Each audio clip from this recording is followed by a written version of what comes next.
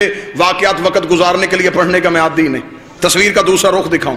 آپ نے سنا ہے کہ ابئی نماز پڑھ رہا تھا, رسول نے آواز دی تھی, اس نے نماز تیز کی تھی, رسول نے پھر آواز دی, اس نے اور تیز کی, تیسری آواز پہ مصلی لپیٹا, رسول کے پاس آیا, لبیک یا رسول اللہ. پہلی آواز پہ کیوں نہیں آیا؟ سرکار نماز پڑھ رہا تھا. فرمایا شرم نہیں آتی؟ تجھے وجود نماز بلا رہا تھا, تجھے اصل نماز بلا رہا تھا, تجھے وجود نماز نے بلایا. اس نے کہا سرکار آپ نے کہا کہ نماز اللہ کی ہے, تو اللہ تو بڑا نہیں. رسول نے دیکھا تو نے دیکھا ہے وہ ہے.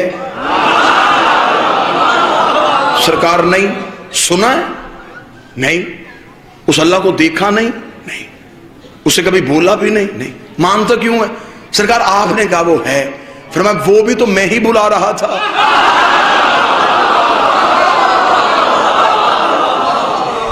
اب میں جملہ دینے لگا ہوں, میری ہے کا نام دین ہے, نہیں کا نام دین نہیں. میں نے بلایا بس. یہ تو واقعہ آپ نے سنا. تصویر کا دوسرا رخ دیکھنا. ابئی رسول کی محفل سے اٹھا اور صحابہ کی محفل پہ چلا گیا. صحابہ نے کہا ابئی آج چہرے پہ یہ اداسی کیوں؟ ابئی نے کہا آج بوڑھا ہو گیا تھا, آج پتا چلا ہے, شریعت کے مسئلے سے بے خبر رہا.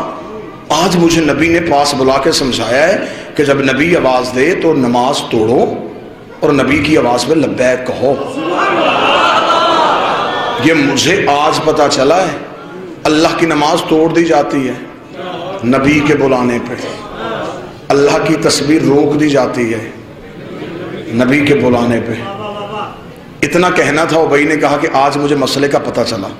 ساتھ بیٹھا تھا ایک 450 سال کا جوان سلمان.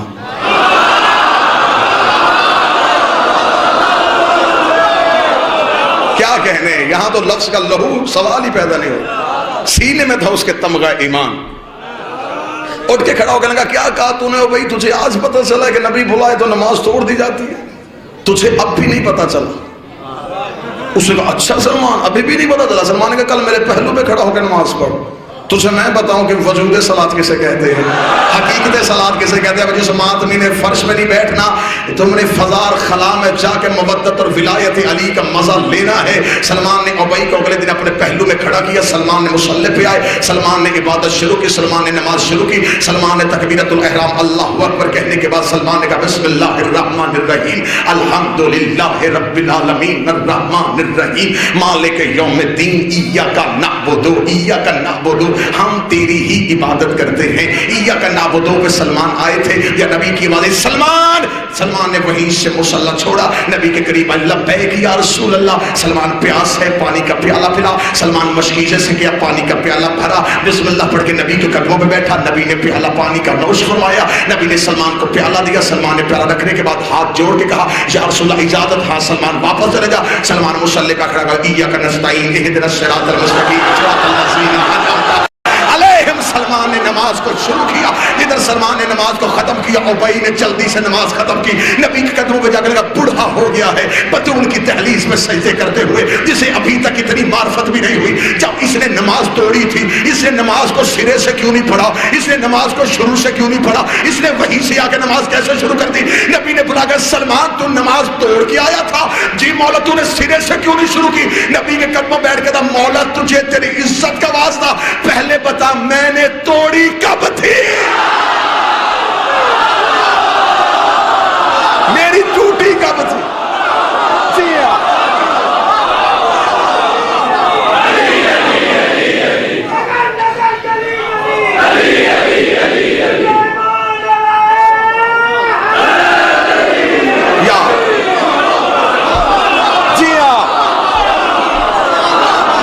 میری نماز کب ٹوٹی؟ میں تو اطاعت حجت میں تھا.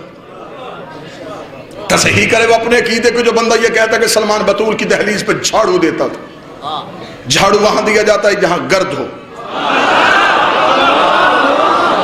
جھاڑو نہیں دیتا تھا. سلمان ہر صبح جا کے دہلیز عصمت پہ سجدہ کرتا تھا.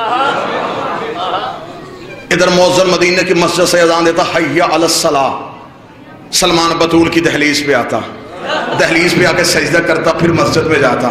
ایک دن ایک صحابی نے نبی کی ابا پہ ہاتھ رکھ کے کہا اس سلمان بوڑھے کو یہ تو بلا کے پوچھے حی علی الصلاۃ پہ مسجد میں آیا جاتا ہے، یہ بطول کے دروازے پہ جاتا ہے پھر مسجد میں آتا ہے؟ نبی نے کہا سلمان انہیں کیوں نہیں بتاتا وہاں کیا کرنے جاتا ہے؟ فرمایا انہیں سمجھانے کے لیے جاتا ہوں یہاں اسی کی قبول ہوتی ہے جس پہ وہ راضی ہوتی ہے۔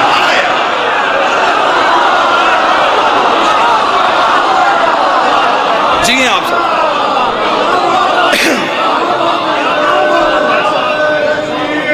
یا عبادت تمہارے اٹھنے بیٹھنے کا نام نہیں، حجت کی اطاعت کا نام ہے۔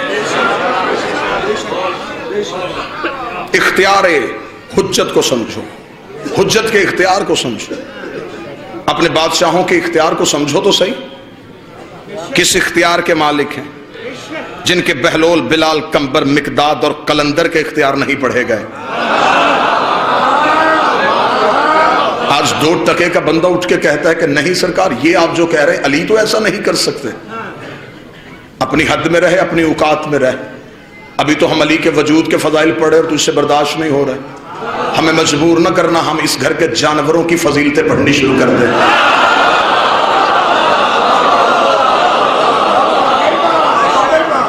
آج 2 ٹکے کا بندہ اٹھ کے کہتا ہے 14 غیب جانتے تھے؟ نبی کے گھر میں ایک اونٹنی تھی جس کا نام قصوہ تھا، وہ بھی غیب جانتی تھی۔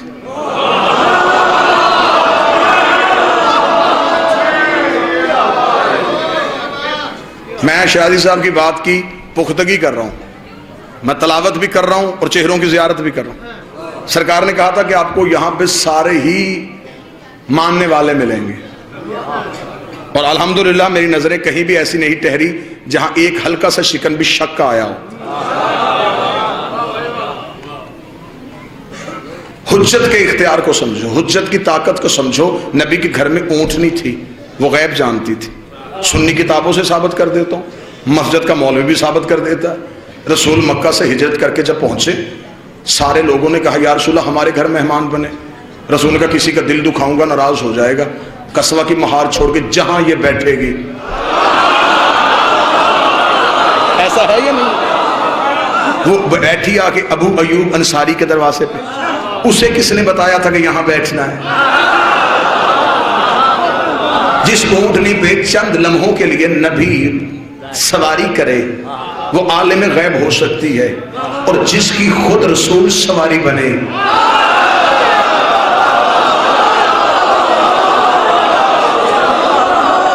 پھر مجھے نہیں سمجھ آتا کہ نیچے والی عالم الغیب ہے، اوپر والا پھر عالم الغیب تو نہیں ہوگا؟ کوئی تو بندہ ہوگا جو ساتھ میرے چلے گا۔ اگر نیچے عالم الغیب ہے پھر اوپر تو عالم الغیب نہیں ہوگا، پھر اوپر تو کوئی عہدہ اور ہے، تو منصب اور ہے۔ اس لیے کہ جب نبی نماز پڑھا رہے تو جو پیچھے پڑھ رہے تھے وہ عابد تھے، جو پڑھا رہا تھا وہ عبد تھا۔ سبحان اللہ اسرا بعبدہ، خدا نے خود اسے عبد کہہ کے بلایا۔ جو پیچھے تھے وہ عبد نہیں تھے، وہ عابد تھے۔ جو آگے تھا وہ عبد تھا، جو اوپر تھا وہ معبود تھا۔ عرش پہ معبود، مصلی پہ عبد، پیچھے عابد۔ اوپر معبود کی عبادت ہو رہی تھی، عبد نماز پڑھا رہا تھا، عابد پڑھ رہے تھے۔ حجرے کا پردہ اٹھا، ظاہری کمسنی میں ایک شہزادہ نکلا، عابدوں کی گردنوں پہ اپنے پاؤں رکھتا ہوا، عبد کی پشت پہ آ کے بیٹھ گیا۔ عبد کی پشت پہ بیٹھ کے اس نے معبود سے کہا اب نیچے عبد ہے، تو معبود ہے، اب بتا میں کون ہوں؟ پیچھے عابد رہ گئے، آگے عبد ہو گیا، تو معبود ہو گیا۔ آواز کتائی حسین نیچے نہ اترنا، میں تجھے تیرا عہدہ بتانے لگا ہوں۔ پیچھے عابد ہیں، یہ عبد ہے، میں معبود ہوں، تو ابا عبد اللہ۔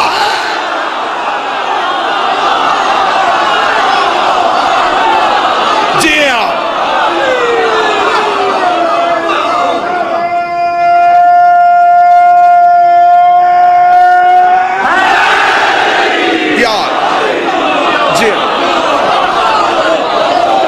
حسین تو عبداللہ۔ نہ چیلنج کرنا کہ ہم تمہیں گھر کے جانوروں کی فضیلتیں سنائیں اور پھر تجھے غش آئے۔ جانور تو پھر بھی سانس لیتے ہیں، زندگی ہے ان کے پاس، جانور تھے، سانس لیتے تھے، زندگی تھی. علی کے ہاتھ میں ایک لوہے کا ٹکڑا تھا. شیرازی بادشاہ زمانہ تلوار کہتا تھا، علی ذوالفقار کہتے تھے. کتابوں کا انبار ممبر پہ لگاؤں گا. بہت سی جنگیں ایسی ہیں جہاں پہ جا کے علی قبضہ تلوار پہ ہاتھ نہیں رکھتے تھے. علی ذوالفقار کو ہوا میں چھوڑ دیتے تھے.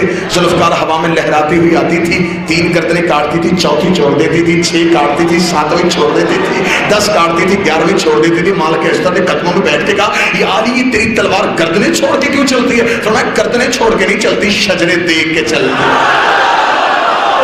نسلیں دیکھ کے چلتی ہے. آئے ہائے کیا جنت کا ماحول، کیا جنت کا ماحول.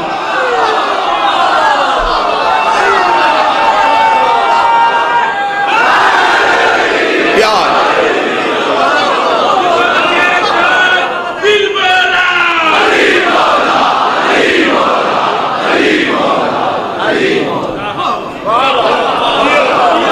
تو یہ تو بے جان کے فضائل سنائیں تو لوگ پریشان ہو جائیں. یہ سانس تو نہیں لیتی تھی نا، لیکن بہت سو کے سانس لے لیتی تھی. خود سانس نہیں لیتی تھی، اسے دیکھ کے بہت سے سانس خشک ہو جاتے تھے، اکھڑ جاتی تھی سانسیں اس کو نیام کے بستر سے اٹھتے ہوئے دیکھ کے. یہ نیام کے بستر پہ سر رکھ کے سوتی تھی تو سارے ہی سوتے تھے. واللہ با حسین 2 بادشاہ کے علم ہے، پوری مجلس سے آئیے صرف علی کی ذوالفقار سنانے کے لیے. ایک جنگ پہ دشمن علی کے قبضے پہ تھا، علی نے اس کے سینے پہ پاؤں رکھا. اس نے کہا یا علی آپ تو کریم ہیں، آپ سے جو مانگے وہ دیتے ہیں، کچھ میں بھی مانگنا چاہتا ہوں. علی نے کہا بول کیا چاہتا ہے؟ کہنے لگا اپنی ذوالفقار دے دیں، اپنی تلوار دے دیں. اب علی کی دہلیز سے کوئی خالی جائے؟ ایسا ہو ہی نہیں سکتا. علی نے ذوالفقار کو ریت پہ پھینکا، اٹھا.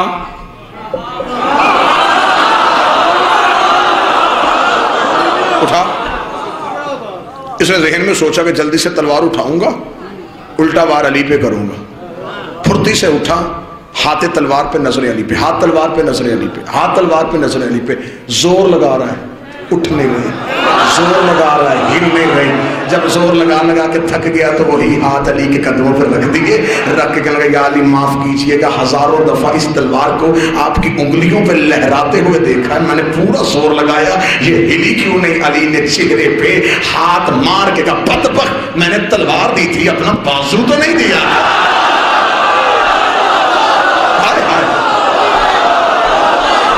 میں نے تلوار دی تھی.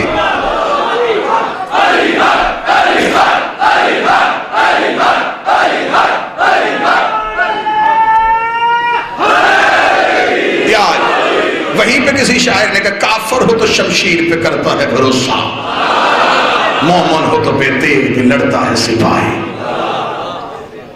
حجت کا اختیار یہ تھا. بس ختم کروں اور یہیں پہ 2 جملے سن لینا. یہ تھا اختیار حجت. امام حسین مکہ سے نکل کے کربلا پہنچ گئے اور حسین کربلا میں جا کے اختیار حجت بتا رہا تھا. اگلا اختیار کسے دے دیا؟ اپنے وقت کے علی کو. یہیں پہ جملہ سنیے گا، بہت کم ہوتے ہیں اس بادشاہ کے فضائل منبر سے پڑھے جاتے. میں شہزادے کا فضائل پڑھنے لگا ہوں، آؤ میرے ساتھ مل کے دہلیز عصمت پہ سجدہ کریں. ملعون یزید شام میں رہتا تھا اور اس نے مدینے میں بیٹھے ہوئے حسین سے بیعت کا مطالبہ کر لیا. آج زمانہ یہ سمجھتا ہے کہ سجاد خون روتے تھے، سجاد لہو روتے تھے. شاید سجاد ہر وقت صرف روتے ہی تھے. اختیار حجت بتانے لگا ہوں. یہ تھی سجاد کی بہادری، یہ تھی سجاد کی طاقت. اس جملے پہ نوجوان سے کیا بچے سے دل سے داد نکلے گی، کیونکہ یہ محنت کا جملہ نہیں، عطا کا جملہ ہے. جملہ خود بولے گا کہ میں شہزادی کی عطا ہوں. مجھے 14 کی طہارت کی قسم، جس یزید نے مدینے میں بیٹھے ہوئے حسین سے بیعت کا مطالبہ کر لیا تھا، پورا 1 سال سجاد اس کے قید خانے میں بیٹھا رہا، اس نے سجاد سے بیعت کیوں نہیں مانگی؟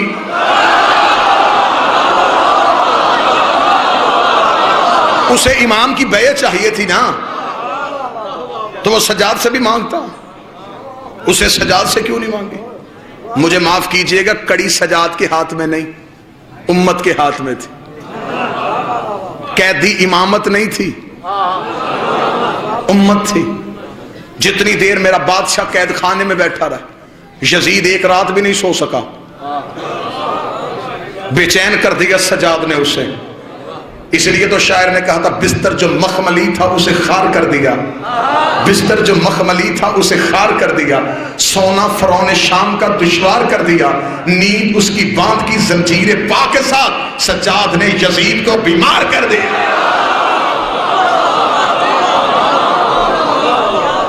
جتنی دیر سجاد قید خانے میں رہے، سجاد نے طاقت امامت بتائی. سجاد نے کہا ہمارے اندر آج بھی اتنی ہی طاقت.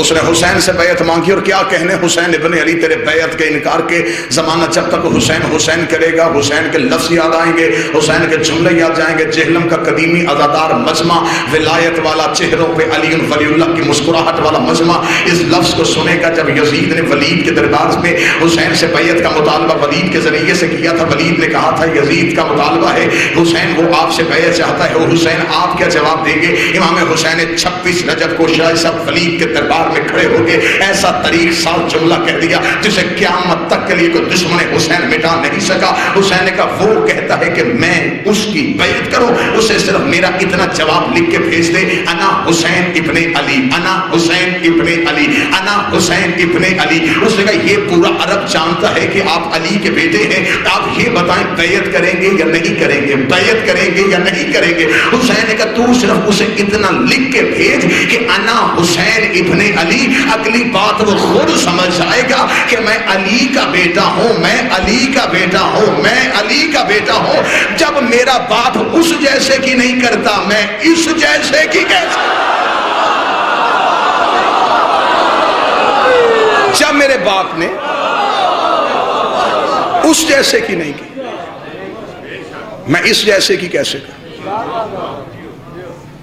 اس کا مطلب ہے کہ صرف قتل حسین میں یزید ہی شریک جرم نہیں، ہر وہ بندہ شریک جرم تھا جس نے یزید کی بیعت کی تھی. جنہوں نے یزید کی بیعت کی وہ اس دور کے مسلمان تھے، ابھی نبی کو دنیا سے گئے 50 سال نہیں ہوئے تھے.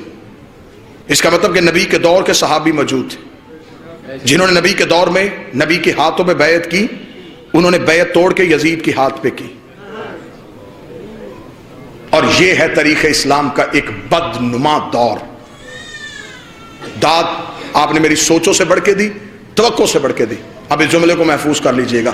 یہ تھا تاریخ مسلمان کا بدترین دور کہ رسول کے جانے کے 50 سال بعد یزید جیسا ایک فاسق، فاجر، بدکار مملکت اسلامیہ کا وارث بنا، اور اس دور کے مسلمانوں نے یزید کی بیعت کی. یہ جو لوگ بیعت کر رہے ہیں یہ صرف لوگ نہیں، مستقبل کے راوی ہیں. یہ لوگ صرف بیعت نہیں کر رہے، ان میں بڑے بڑے مستقبل کے محدث چھپے ہوئے ہیں. انہوں نے حدیث نقل کرنی ہے، انہوں نے تاریخ کو روایت کرنا ہے، انہوں نے رسول کے فرمان کو روایت کرنا ہے. تو جب ہاتھ یزید کے ہاتھ میں تھے، زبان آل محمد کا حق کیسے بول سکتی تھی؟ پھر اس دور میں جو تاریخ بنی، آج کے مسلمان نے اسے مستند اس لیے سمجھا کہ یہ نبی کے فوراً بعد بنی تھی، جبکہ نبی کے فوراً بعد یزید کے ہاتھ پہ بیعت ہو گئی تھی.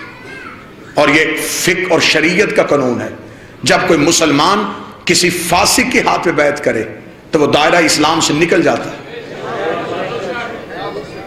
پھر مجھے معاف کیجئے گا، یزید کے دور میں جن مسلمانوں نے یزید کی بیعت کی، اب ان کا اسلام سے قرآن کے مطابق کوئی تعلق نہیں رہا. پھر اس کا مطلب کہ حسین کو مسلمانوں نے نہیں مارا، مسلمانوں نے نہیں مارا، کافروں نے مارا. اور یہ تھا اختیار حجت کہ شریعت کا اور قرآن کا مسئلہ ہے کہ جب کوئی مسلمان کسی فاسق کے ہاتھ پہ بیعت کرے وہ دائرہ اسلام سے نکل جاتا ہے. اب اگر وہ دوبارہ مسلمان ہونا چاہے اور کوئی حجت موجود ہو، اسے اس کے پاس آنا پڑے گا، اس کے ہاتھ پہ دوبارہ بیعت کرنی پڑے گی، جس کے لیے کہا جاتا ہے نص ہے تجدید بیعت. بیعت کا پلٹ کے واپس آنا، بیعت کا دوبارہ قائم ہونا. وہ دوبارہ معصوم کے ہاتھ پہ بیعت کرے گا. یہ تھی حسین کی جنگ کہ لوگوں نے یزید کے ہاتھ پہ بیعت کی. اس کا مطلب نبی والی بیعت ٹوٹ گئی، علی والی بیعت ٹوٹ گئی، حسن والی بیعت ٹوٹ گئی، لوگ دوبارہ زمانے جہلیت میں چلے گئے، حسین اپنے 72 لے کے کربلا سو گیا، اگلی حجت 1 سال کے لیے قید خانے میں بیٹھی رہی۔ اب مجھے طریقہ مورخ بتائے کہ وہ پورا 1 سال امت کافر رہی ہے یا مسلمان رہی؟ اس 1 سال میں امت کہاں تھی؟ حالت کفر میں تھی یا حالت اسلام میں تھی؟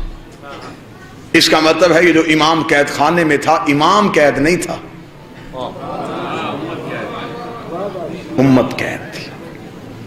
نقلی بیعت کے دعوے داروں کے چہرے سے حسین اور حسین کے بیٹوں نے نقاب اتار دیے۔ حسین نے سارے بدلے اکٹھے لے لیے۔ ذرا جنگ تو سنو حسین ابن علی کی، کبھی یوں حملہ بھی سنو حسین ابن علی کا۔ حسین نے سارے حملے اکٹھے لے لیے۔ یزید کے پاس آج طریقہ مورخ یہ کہتا ہے کہ یزید غلط تھا، حسین صحیح تھا۔ سارے کہتے ہیں، آپ تائید فرمائیں گے، میں نتیجہ دے کے چھوڑ، یزید غلط تھا، حسین صحیح تھا۔ کیوں یزید غلط تھا؟ نہیں جی یزید کی خلافت غلط تھی۔ آئے مولوی میری آنکھوں میں آنکھیں ڈالے، وہ اپنی کتابوں لائے اور مجھے اپنی کتاب اور قوانین شریعت کے مطابق یزید کی خلافت کو غلط ثابت کر کے دکھائے۔ تمہارے پاس جتنے خلافت کے اصول تھے وہ سارے یزید کے پاس تھے۔ مسلمانوں کے ہاں خلافت کا پہلا اصول ہے کہ امت اکٹھی ہو کے کسی کو خلیفہ بنائے تو وہ ہوتا ہے۔ یزید کے پاس یہ تھا۔ پڑھے لکھے احباب تشریف فرمائیں، اجماع امت یزید کے پاس تھا، اجماع ہو گیا تھا امت کا۔ دوسرا خلافت کا قانون یہ تھا کہ پہلا دوسرے کو نامزد کر دے تو وہ بھی خلیفہ ہوتا ہے۔ یزید کے پاس یہ اصول بھی تھا، اسے اس کے باپ نے نامزد کیا تھا۔ خلافت کا تیسرا اصول تھا کمیٹی بن کے فیصلہ کرے اور کسی ایک کو چن لے، یزید کے پاس یہ بھی تھا۔ اس کا مطلب ہے کہ یزید کے پاس تو خلافت کے سارے قانون تھے، پھر یزید غلط کیسے، حسین صحیح کیسے؟ پھر تمہیں ماننا پڑے گا حسین صرف صحیح اور یزید صرف غلط نہیں، تمہیں ماننا پڑے گا حسین صحیح تھا، اجماع امت غلط تھا، حسین صحیح تھے، استخلاف غلط تھا، حسین صحیح تھے، شورا غلط تھی، تمہیں ماننا پڑے گا غدیر صحیح تھا، سقیفہ غلط، امامت صحیح تھی، خلافت غلط تھی۔ اگر مان جاتے پھر بیٹی علی کی شام کے بازار میں